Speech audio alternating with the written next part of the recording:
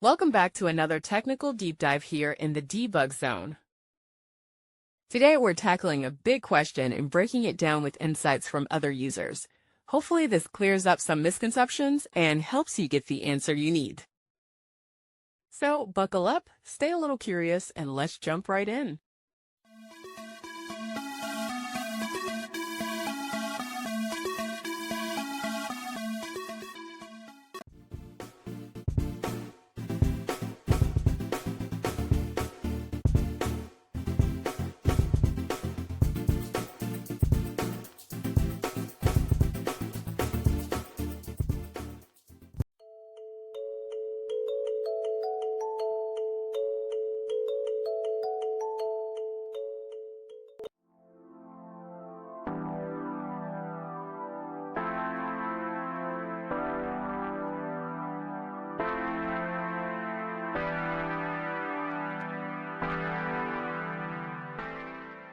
And that's a wrap.